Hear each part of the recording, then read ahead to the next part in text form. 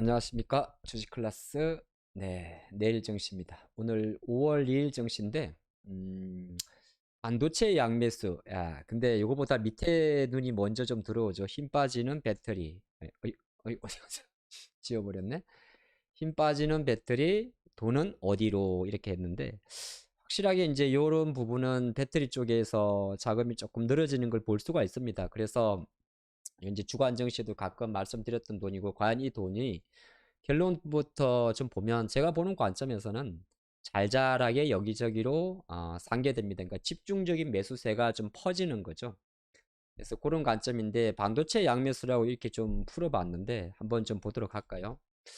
오늘 장은 이제 뭐 어떻게 보면 이제 미국 대형 이벤트를 남겨놓고 있습니다. 뭐 침체란 이슈도 있을 거고. 근데 코스피 단에서는 뭐 그렇게 획기적인 게 안 보입니다. 그냥 2,500포인트 정도에서 0.9% 하락했고 외국인들은 뭐 900억 정도 주식을 매도했다 정도면 되죠. 근데 코스닥은 한 1% 정도의 변동성이 있어요. 그래서 850선 지키지 못했고 조금 밀렸는데 오늘 장 일중 흐름에서 특징은 아시겠지만은 쭉 흘러내리다가 2시 들어서 훅훅 떨어진 게 있습니다. 그리고 지수가 1.5% 반등했다는 거는 아무래도 오늘 뭐 LG엔솔도 4% 정도 약세입니다만은 코스닥 쪽에서는 에코프로 그룹 자체가 5%, 7% 생각보다 많이 빠졌죠. 제 계산에 의하면 에코프로는 마디 가격을 또 이탈을 했어요. 이렇게 되면서 지수 변동성 컸는데 오늘 제목이 뭐냐 하면 극대적으로 반도체는 양매수니까 요 이야기 먼저 하고 좀 풀어보겠습니다. 실제적으로 이제 자금이 들어오는 걸 봤더니 제가 좀 적을 해봤는데 하나씩 좀 보도록 보게 되면 삼성전자에 대한 수급인데요. 티는 안 납니다만은 지금 투자자별 동향에서 외국인들은 삼성전자 지분을 조금씩 늘리고 있습니다.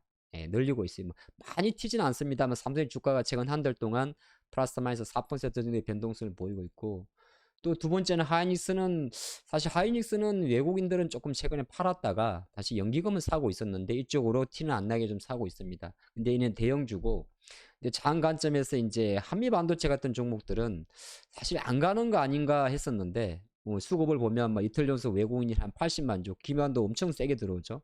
주가도 오늘 또 뚫어버렸습니다.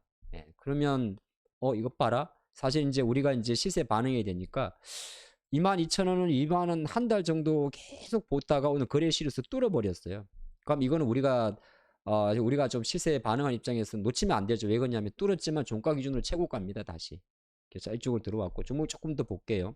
이는 이제 대표적인 옷셋 업체 쪽이 되는 거고 패키징 되는 거고 비메모리 쪽이 되는 거고 또 우리가 EUV 공정할 때 SNS텍도 보게 되면 뭐 대표적인 원탑 종목이죠. 지난번에 한번 시청하면서 좀 힘들지 않을까 했는데 오늘 그 힘든 자리를 뚫어버렸어요. 그리고 수급을 봤더니 또 양매수입니다. 기관도 타고 외국인 들어오고. 오늘은 또 대덕전자 같은 종목 쪽으로도 조금 외국인 기관 매수가 들어오고 있어요. 이게 이제 양매수란 말이 제가 기관도 있고 외국인도 있는데 일부 종목들만 몇 개 보겠습니다. 뭐 ISC도 마찬가지죠. DDR5 전환. 약간 외국인 들어오고 요 테크닉스 이제 메모리에서 비메모리 쪽 비중을 높이는데 기관들이 집중 매수. 투신이 들어오면 펀드가 담는 거죠. 그래서 물론 일부 종목입니다만은 이것 봐라 정말 반도체 쪽으로 조금씩 들어옵니다. 요 테크닉스, ISC 그쵸? 그 다음에 뭐 한미반도체 나머지 몇 개도 뭐 안 봐도 상관이 없을 것 같아요. 뭐 FSD도 아마 지금은 좀 더디지만은 FSD라는 기업도 EUV 관련 회사인데 지금은 수급이 애끼지 않습니다. 이 친구도 아마 23,000원만 넘어가면 그림은 바뀔 것 같아요. 이것 봐라 정말 이런 현상이 좀 생기고 있네. 과연 왜 그럴까? 하나의 기사를 한번 보겠습니다. 이거는 뭐냐 하면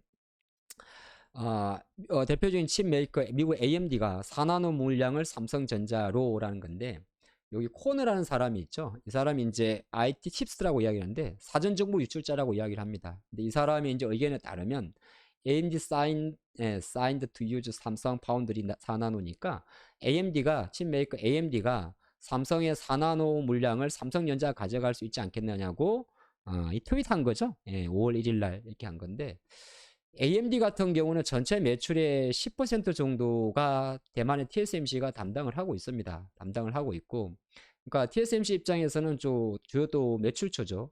근데 AMD도 어떻게 보게 되면 매출처를 좀 다변화할 필요가 있어요. TSMC도 뭐 사실 수율을 못 맞추는 것도 있고, 이런 관점이 있기 때문에 충분히 어느 정도 삼성전자가 AMD의 4나노 물량을 가져갈 수도 있습니다.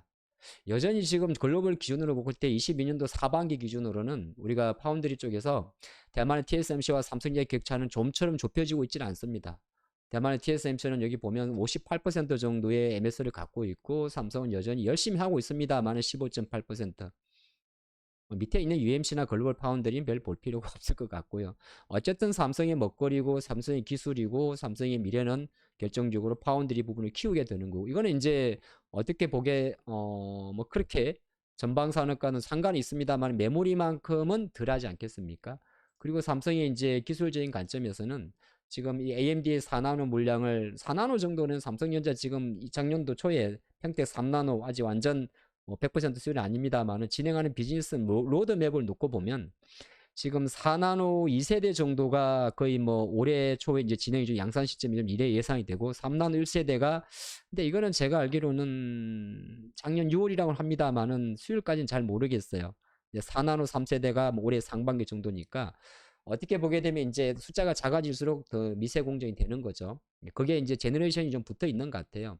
그래서 삼성도 이 격차를 좁히기 위해서는 물량도 있습니다만 AMD 물량 가져오는 것도 중요하겠습니다만 결정적으로는 미세화 공정에서 뭐 3나노 1세대, 2세대, 2나노로 넘어갈 때 누가 빨리 선점해서 치유관의 싸움이지 않겠습니까? 앞으로 모든 기계는 계속적으로 복잡해질 것이고 고효율을 보일 것이고 작아야 될 것이고 성능은 좋아져야 될 거니까 그런 관점 일정을 좀 적다 보니까 주가 관점에서 사실 삼성전자 주가가 뭐 획기적으로 상승하는 건 아니다 하더라도 아까도 잠깐 봤다시피 그래도 시가총 1이기 때문에 외국인들이 매수가 있다면 약간 배터리가 조금 흔들대도 쉽게 말해서 LG 솔루션 쪽으로 차익 매물이 들어올 거란 말이에요. 03712202네요. 그래서 이제 LG 솔루션이 조금 이제 배터리들이 이제 늘어진다는 표현이죠. 제가 요 표현을 제법 최근에 한 2, 3주 동안 주간 정시나 다 이야기 드린데 늘어지는 수급 자체를 늘어지는 수급 자체가 파워, 포스코홀딩스도 마찬가지인데 조금 늘어질 수 있어요. 늘어지는 수급 자체를 이 친구들이 잡아줄 겁니다. 저는 그렇게 보여요. 획기적으로 장을 뭐 익사이팅하게 당기는 건 아니지만 근데 대형주가 제가 어제도 말씀드린 형님이 조금 잡아주게 되면 중소형 개별주들은 생각보다 빠르게 움직입니다. 그리고 또 하나가 다른 것보다 우리가 시장을 보는 관점에서 뭐 아시겠지만은 SNS 때 움직이면 바로 습관적으로 EUV 관련주, 비메모리 관련주 보셔야 되는 거거든요. 그런 관점에서 한번 좀 체크를 해봤는데 이게 결이 전체가 아니다 하더라도 요 포인트 뭐 양매수까지 너무 포커스를 맞출 필요는 없는데 이 양매수는 이제 동시 양매수도 있고 좀 퍼지는 것도 있어요. 근데 어쨌든 이런 쪽을 조금 들어오고 있고 빠지는데 돈들이 잘잘하게 여기저기로 요거 좀 포인트 보신다면 오늘 장 마감해서 뭐 일정 부분 증시가 좀 흔들리고 했다고 하더라도 결정적으로는 뭐 급락할 제가 보니까 급락할 것도 없고 현재 상태에서는 급등하긴 조금 뭐한데 급등하기 위해서는 이제 오늘 밤 미국이 금리 결정 이후에 뭐 여러 번 말씀드렸습니다만은 우리나라 원화 환율이 지금 생각보다 금리 결정 때문에 조금 다른 나라 통화에 비해서 좀 많이 높아요. 우리나라 원화 환율이 요거 좀 떨어진다고 하면은 또 정기적 업종은 조금 더 우호적이기 때문에 한번 요런 쪽으로 발상의 시각을 좀 넓히시고 그렇게 보면 이제 시장의 어떤 안정적인 스테이블 그러니까 지금 장이 급등을 하려 그러면 뭔가 강력한 드라이버가 나와야 되잖아요. 또 급락을 하려 그러면은 정말 공포를 줄 만한 뭔가의 강력한 액션이 나와야 되는데 그 정도는 아닌 것 같습니다. 우리가 말하는 시장에서 말하는 엄청난 에너지 이후에 잘잘잘잘잘잘잘 이렇게 수렴하는 과정의 파워가 지금 5월 초중순에 진행된다. 그렇게 보시면 한편으로 놓고 보면 조금 답답할 수가 있고 한편으로 놓고 보면 너무 급하게 반응하지만 어쨌든 배터리 쪽에서 단이 조금 빠지는 거에 대해서는 우리가 경계를 해야 될 것 같습니다. 오늘 여기까지 하고 매주 수요일날 저녁 8시에는 또 야간 수업을 함께 하니까 또 저녁에 못다한 이야기 함께 하도록 하겠습니다. 내일도 성투.